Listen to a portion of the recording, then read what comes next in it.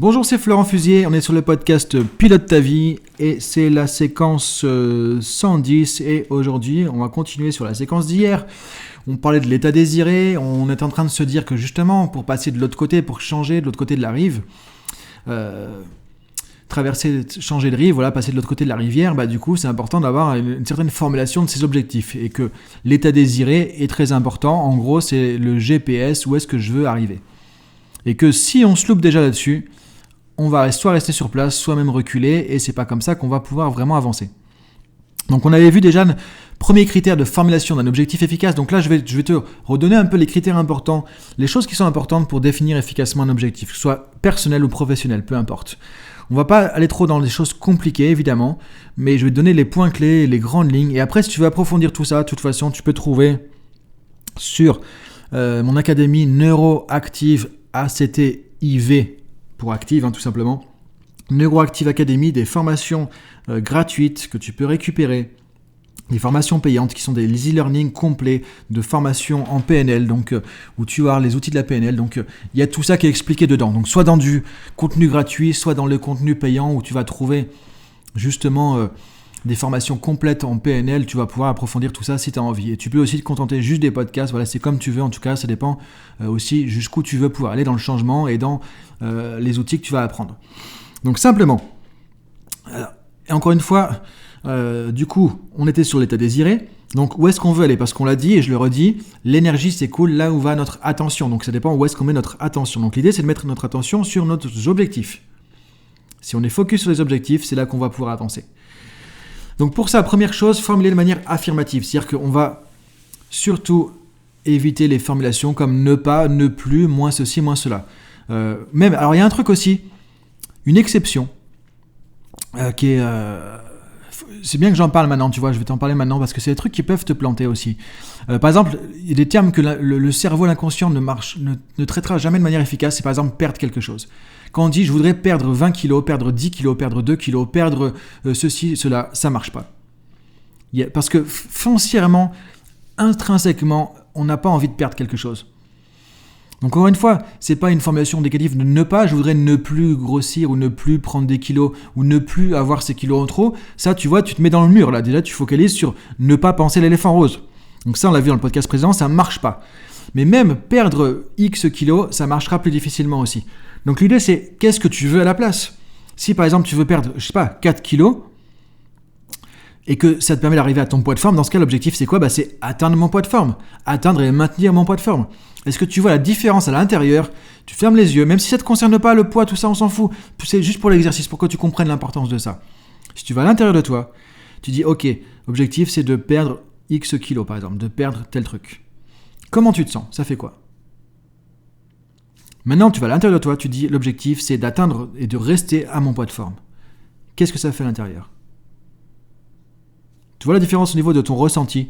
Et donc, c'est ça qui est important de comprendre, c'est que l'objectif, tu vas le mettre dans ta tête, il va aller dans ton cerveau, tu vas le programmer, tu vas actionner des mécanismes au niveau cognitif, au niveau émotionnel, même au niveau spirituel.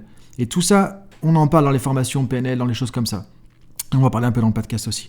Tu vas activer toute une mécanique qui va créer quelque chose, qui va créer aussi un vécu, un ressenti.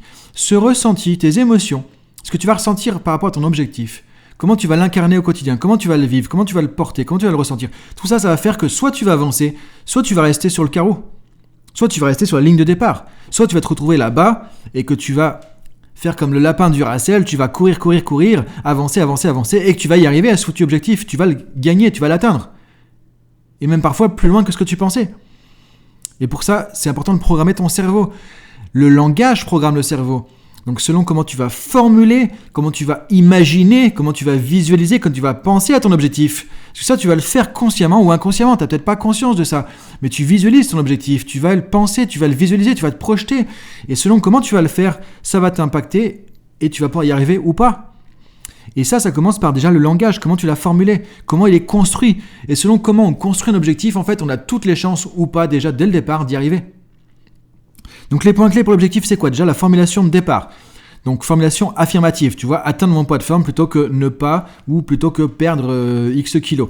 Rester calme même quand on me critique plutôt que ne pas m'énerver quand on me critique par exemple. Donc ça, tu vois, on a compris, on l'a vu la dernière fois.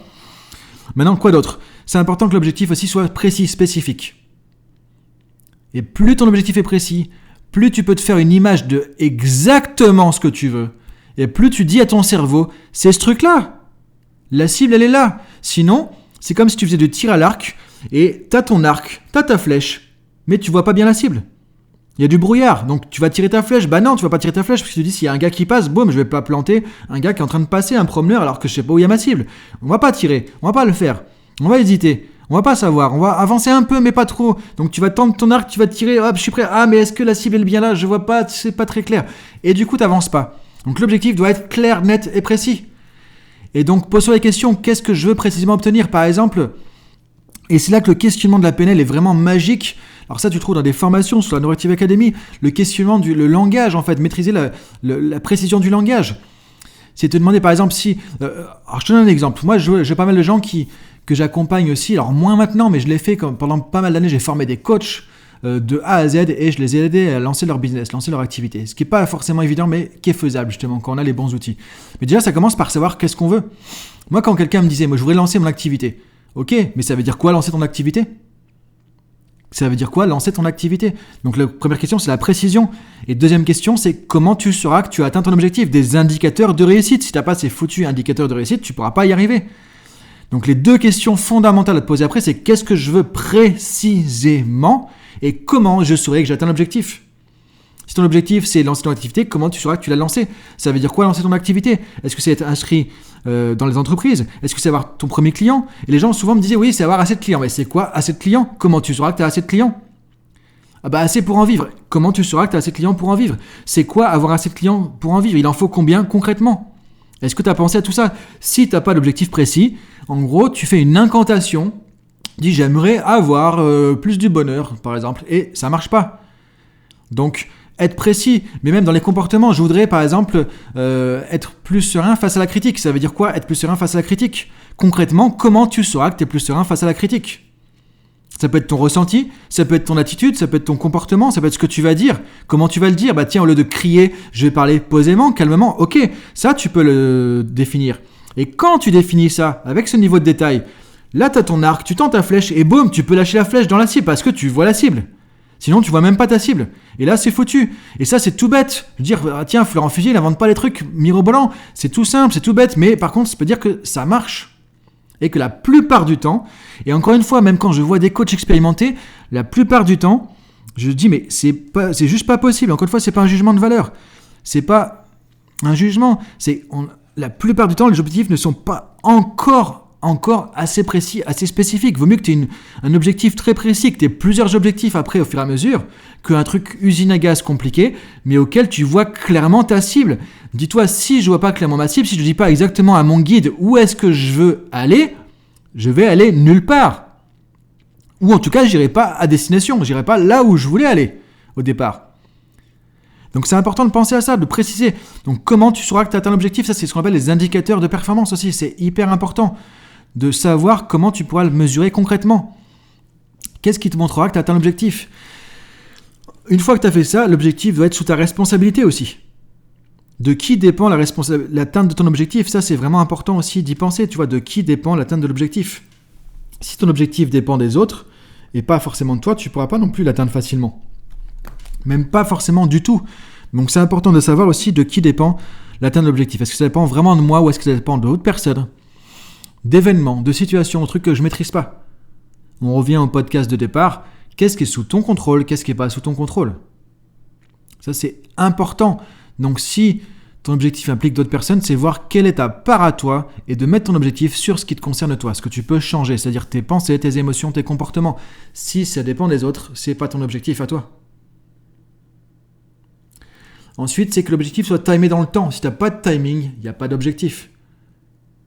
Encore une fois, ça ne veut pas dire qu'il faut dire pour le, 31 janvier 2021 ou 2022, je veux arriver. Pas forcément. Parfois, tu as une date précise parce que tu as une deadline. Si ce n'est pas le cas, c'est pas grave, mais donne-toi une marge de manœuvre, mais donne-toi une fourchette, un timing, quoi. D'ici 2 à 3 semaines, d'ici 2 à 3 mois, dans 6 mois à peu près au mois de, en septembre, courant septembre. Tu vois, je sais pas. Mets-toi un timing. Si le cerveau il n'a pas de timing, ça s'évapore dans l'espace. Si le timing est trop serré, c'est pas grave, tu vas le voir au fur et à mesure. Parce que de toute façon, on avance au fur et à mesure, on découvre les choses au fur et à mesure, on conforte les choses au fur et à mesure. Tu ne veux pas tout savoir à l'avance non plus, mais donne-toi déjà un timing, ça c'est vraiment important. Ensuite, c'est d'identifier, donc la responsabilité, ça c'est bon, le timing maintenant, alors il y a d'autres choses, je ne vais pas aller sur tous les critères précis en détail, mais autre chose qui est important, on va en parler dans le prochain podcast justement, puisqu'on a vu l'état présent, dans un des prochains podcasts, on va en parler, on va continuer sur le changement, de ce qu'on appelle les bénéfices secondaires, l'équilibre du changement et les inconvénients au changement. Donc en gros, on va en reparler après, mais ce que tu peux déjà te donner comme point clé par rapport à ça au niveau de l'objectif, c'est vérifier est-ce que en gros tu es prêt à vraiment avancer vers cet objectif. Est-ce que tu es prêt à le décider? Ce qui veut dire que tu vas peut-être garder des choses, mais tu vas devoir en laisser aussi sur le côté. Est-ce que tu es prêt à laisser certains avantages, qu'on appelle des bénéfices secondaires à l'objectif? Par exemple, ok, je veux lancer mon activité indépendante, je veux être freelance, j'en ai marre d'avoir un patron, j'en ai marre d'une entreprise, je veux être tout seul, freelance, libre, machin, etc. Ok, super, on y va. Est-ce que tu es prêt par contre à te dire que tu es 100% responsable de ton chiffre d'affaires? Que ton salaire à la fin du mois, il n'y a que toi qui va te le créer, il n'y a que toi qui va le porter, il n'y a que toi qui va te le verser, il n'y a personne d'autre qui pourra te mettre ton salaire. Est-ce que tu es prêt à décider ça par exemple? Ouais, ça c'est un exemple de choses qu'il faut regarder. Est-ce que je suis prêt à vraiment avancer sur l'objectif? Est-ce que je suis prêt à laisser des choses? Et qu'est-ce que je suis prêt à lâcher? Sur quoi je suis prêt à dire non pour dire oui à mon objectif? Et très souvent, c'est là qu'il y a un truc qui bug. Donc réfléchis à ça. Est-ce que tu es vraiment prêt à lâcher ce qu'il faut pour avancer sur l'objectif? À sortir de ta zone de confort du coup, actuelle, pour avancer. Et une fois que tu as vu tout ça, déjà, tu vas pouvoir beaucoup plus facilement définir et avancer sur tes objectifs. Donc voilà pour aujourd'hui. Et on continue demain sur cette dynamique-là, justement, où on va parler un peu plus de ce qui reste à ajouter, disons, par rapport au changement. Donc les obstacles au changement et ces fameux bénéfices secondaires pour sortir de la zone de confort. Donc je te le rappelle, si tu veux recevoir par mail directement le podcast sur dailypilotetavie.com, et tu pourras recevoir par mail tous les jours le podcast directement et tu auras même accès à toutes les fiches PDF qui vont avec chaque épisode du podcast. À demain, bonne journée à toi et je te laisse cogiter sur tout ça. Salut!